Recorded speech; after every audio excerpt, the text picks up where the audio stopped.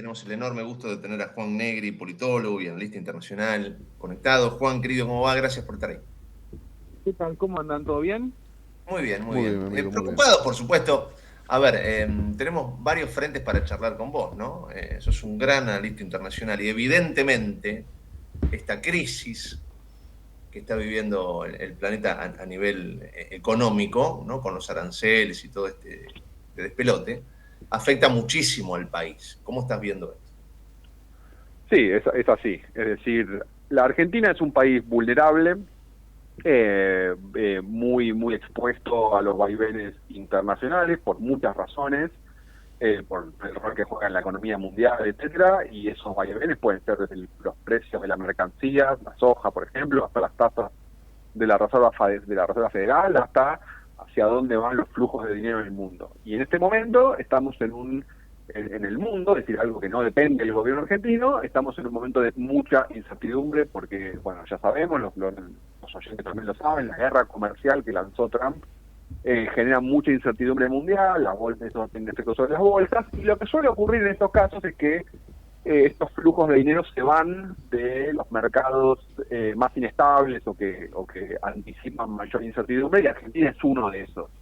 Entonces, en ese contexto, la Argentina parece sufrir. Y además está la cuestión de que, bueno, obviamente si el mundo va hacia una recesión con inflación, que es lo que muchos analistas suponen, bueno, eso también nos va a golpear a nosotros.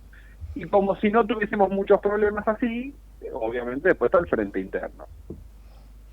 Juan, ¿cómo te va? Raúl Vázquez te saluda, es un placer. Justo te metiste ahí donde yo quería meterme en el frente interno, ¿no? Donde pareciera que las buenas noticias de este gobierno se acabaron con el año, digo, con el año pasado, ¿no? Porque en definitiva había una cosa que de alguna manera, contrastando obviamente con lo que nos dejaron, parecía que algunas cosas eran más coherentes, más llevaderas y más lógicas hasta que surgió, bueno, el caso Libra. Hemos hablado ya unas veces una valija medio extraña de la que todavía no se sabe mucho, algunas cuestiones de desmanejos políticos y demás, y ahora esta cuestión externa que pareciera que hace tambalear un poco la raíz economicista del gobierno. ¿Vos cómo ves el frente interno? ¿Está preparado para soportar este vendaval complejo que, digo, recesión más inflación, es algo que ya vivimos y que nos ha dolido mucho, ¿no? Sí, la pregunta es si estamos preparados, es difícil. Yo Mm. creo que no estamos frente a un escenario de catástrofe económica, me parece que no. Sí creo que el gobierno eventualmente podría llegar a las elecciones menos equipado de lo que pensaba a fines del año pasado. Es Mm. decir, si vos le preguntabas a cualquiera, esto es como para hacer una analogía futbolera, estaba terminando el primer tiempo, estaba ganando 3-0, y decís, bueno, este partido está liquidadísimo.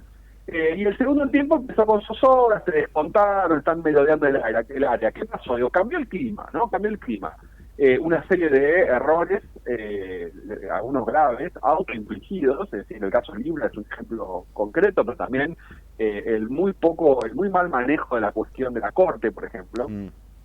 Todo eso no es que a la gente le importe tanto, pero no es que la gente está en las calles preocupadas por Ariel Lijo, por García Mancilla, la Corte, pero empieza a generar un clima como que al gobierno se le animan más. Y lo que estamos viendo es que al gobierno se le animan más, es decir, se le animan los gobernadores, se le anima a Mauricio Hernández del PRO, se le anima el peronismo, salió la comisión investigadora de Libra, se sumó la CGT al PAR, es decir, al gobierno se le animan más. Entonces, todo ese combo, de lo político, lo económico, para mí estamos en una situación de el modelo económico necesita ajustes que el gobierno no va a hacer, creo yo, ante las elecciones, recibió un alivio parcial, aunque sea con el fondo, y yo creo que la estrategia es, bueno, aguantar hasta octubre las elecciones y después vemos qué hacemos con el tipo de cambio, que obviamente es el eslabón más débil del modelo económico. Ujú. En este marco de situación, la noticia del día es que aparentemente el arreglo con el Fondo Monetario Internacional está a la firma. Una vez que se consolide ese acuerdo, esos 20.000 millones, ¿realmente es un empujoncito de cola, es un viento de cola para el gobierno? ¿Cómo lo analizas? Yo creo que sí va a ser, es decir, la alternativa siempre es peor, ¿no? Es decir, si el acuerdo se dilataba mucho, yo creo que iba a empezar a haber una situación la creación de la expectativa de que el gobierno no estaba financiado por el fondo y que eso es peor. Es decir, yo creo que la alternativa de que no hubiera acuerdo con el fondo era peor. Entonces, no es que el acuerdo con el fondo resuelva los problemas, pero la ausencia del acuerdo era realmente una mala noticia. Yo creo que esto va a ser una balsa que le va a permitir al gobierno, vientito de cola, por llamarlo de alguna manera, creo que menos de lo que el gobierno imagina también, y que el ruido cambiario y esa presión sobre el tipo de cambio va a continuar. Creo entonces que se le desequilibran algunas de las buenas noticias económicas al gobierno, que no va a ser una catástrofe, pero de vuelta, va a llegar al gobierno, a las elecciones de octubre, menos, como decía yo antes, menos dueño del juego como estaba a fines del año pasado, donde le habían salido todas, ¿no? Le habían salido todas. Sí. Y en ese contexto, el gobierno recibió algunas buenas noticias, por ejemplo, la que le dio Kicillof. Es decir, Kicillof le acaba de regalar el peronismo dividido en la provincia de Buenos Aires, que puede ser una gran noticia para el gobierno, ¿no? Uh-huh. Ahí me quería meter, Juan. En principio, el acuerdo que pareciera seguramente modificar un poco ese clima o mejorar un poco ese clima tan complejo o tan espeso que se empezaba a vislumbrar, bueno, el acuerdo con el fondo tal vez contribuya a mejorar ese clima. Ahora, ¿cómo ves el clima a partir de la acción de la oposición? Justamente me quería meter ahí, ¿no? Porque en definitiva el clima también va a desmejorar con el hecho de que la gente mañana no tenga trenes, que no tenga vuelos, que no tenga subtes, el clima complejo que genera la marcha que posiblemente haya hoy, la marcha que hubo la vez pasada, la que vendrá, y la oposición ahí atrás, ¿no? Como una CGT que ahora parece de vuelta salir al ruedo, y un peronismo que está ahí en ciernes y que más allá que se divida en una de esas, bueno, son peronistas, ¿no? A la larga se van a juntar detrás de alguien, digo. Sí, lo de juntarse no sé, podrían, como insisto, me parece que todo indica que en la provincia van a ir separados. Yo lo que creo es que en lo inmediato tenemos efectivamente la marcha de los jubilados, tenemos el paro de la CGT hoy, mañana, etcétera. El gobierno podría salir razonablemente airoso de ahí, es decir, si no hay incidentes, si no vuelven a aparecer imágenes de la policía pegándole a los viejos.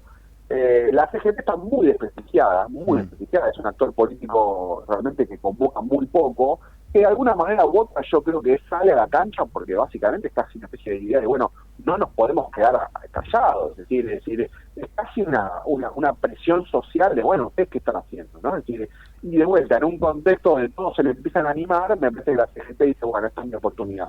Pero yo creo que el gobierno puede salir, insisto, más o menos ileso de eso, porque, de vuelta, no me quiero repetir, pero la CGT tampoco es un actor hoy que realmente convoque ni que genere demasiadas expectativas. Y en el flanco político, el peronismo y algunos otros grupitos aprovechan los errores que Milei les ofrece, digamos, ¿no? Es decir, todo lo que es la comisión investigadora del caso Libra, por ejemplo, es un ejemplo cabal de eso. Yo creo que en el marco general, el escenario general es un escenario económico donde el gobierno va a resistir, y como decíamos antes, menos mejor, para ponerlo de alguna manera, que a fin del año pasado, pero va a llegar con una inflación que va a estar a la baja, que yo creo que al final del día puede ser que suba en unos meses, etcétera. El fondo de ayuda, y después la división del peronismo, insisto, me parece que en la provincia puede ser una muy buena noticia, porque eso quiere decir que el oficialismo podría ganar, ¿no? Así que el peronismo podría perder. Entonces creo que al final el 2025 podría terminar siendo razonablemente positivo, tal vez menos que el 2024, pero razonablemente positivo para el gobierno. Dentro de ese ámbito, ¿no? Por ejemplo, ya yéndonos al ámbito de la ciudad de Buenos Aires. Escucho, si crees, en medios políticos, en analistas, en colegas y demás, me da la sensación que algunos, ante este cuadro de situación, lo ven a Santoro como un ganador irrefutable en la ciudad de Buenos Aires. Después, paralelamente, voy a la verdulería, camino por los barrios, y realmente conozco poca gente que vote a Santoro.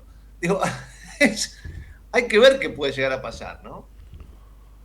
Sí, yo creo que el escenario de fragmentación en el que está la ciudad de Buenos Aires puede generar resultados muy sorpresivos. Es decir, uno lo que ve en América Latina, en países vecinos, es que cuando hay un escenario, insisto, de fragmentación de la oferta partidaria, es decir, pongamos un ejemplo muy extremo, tenés 5 o 6 candidatos que están todos entre 15 y 20%, al final del día lo que puede tener pasado es que gane cualquiera.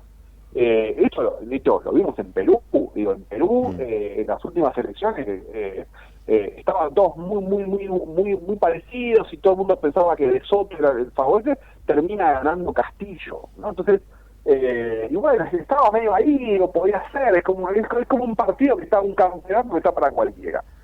Es cierto que Santoro, es decir, es cierto que el polo peronista dividió menos el voto que el polo, no sé cómo llamarlo, la derecha, liberal republicana, como sea que sea. Es decir, vos tenés a Santoro y un poco Valmerina, pero yo creo que Valmerina no saca muchos votos ahí, mientras que del otro lado, sí, yo creo que ahí el gobierno arriesgó, y es una jugada arriesgada, que tenés a Adorni, Los Penatos, Rodríguez Larreta, Marra, y entonces en ese contexto esa ecuación puede dar a Santoro ganador. Santoro hace unos meses, años, sacó un 35%, un tercio de votos más o menos, y el tipo mantiene ese caudal, podría ganar. Yo creo que el gobierno jugó arriesgado, que es, la prioridad era, y creo que lo hemos hablado acá en alguna oportunidad, la prioridad es ganarle más al PRO, incluso en detrimento de ganar ciudad, y eso es un escenario arriesgado, y también creo que un resultado de la Ciudad de Buenos Aires puede dar la pauta al año electoral que viene después. ¿Y cómo analizás esto de justamente que con una diferencia de lo que separa justamente la General Paz, digo, de un lado van separados como se supone que van a ir, ya está claro, se han presentado las listas, y del otro lado el gobierno nacional plantea una unión para terminar por de derrotar definitivamente al peronismo, sea de manos de Kicillof o en manos de Cristina? Digo, desde lo que significa la política nacional, ¿eso es una contradicción o no? No es necesariamente una contradicción. Yo creo que en Argentina los partidos están muy desnacionalizados, es decir, cada partido distrital tiene mucha autonomía. Un ejemplo del pasado, en la provincia de Santa Fe, por ejemplo, hace unos años, el PRO y la UCR no iban juntos, pero sí en un momento donde existía Cambiemos, digamos, ¿no? A nivel nacional la UCR y el PRO iban juntos, pero en Santa Fe no, ¿no? Entonces, estas cosas pasan en Argentina. Yo creo que hay dos variables que juegan ahí para explicar un poco eso. Una es que el PRO en la Ciudad de Buenos Aires es más fuerte que en la provincia, entonces en la Ciudad de Buenos Aires el PRO siente que tiene más para perder. Claro, se siente capaz. Claro, se siente más capaz y tampoco quiere largar la ciudad, que es el bastión histórico del PRO.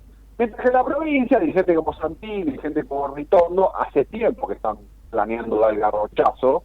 Esto fue mucho más evidente que el año pasado, que a la Libertad Avanza le fue muy bien, como decíamos recién. Entonces, en la provincia de Buenos Aires el PRO no está tan pertrechado como para dar la pelea solo. Entonces, varios dirigentes del PRO dicen, bueno, no va a ir mejor si vamos en la lista con la Libertad Avanza. Y después también creo que el gobierno está más optimista con hacer un acuerdo. Porque yo creo que el gobierno percibe que un triunfo del peronismo en la provincia sería una mala noticia, porque el mundo económico es un mundo de expectativas. Y si gana el peronismo, es muy difícil sacarle la cabeza a los inversores, a las empresas, al Círculo Rojo, al fondo, al que sea, y tal vez el peronismo vuelve en el 27, ¿viste? Entonces, en cambio, un triunfo electoral por lo menos despeja un poco esa posibilidad.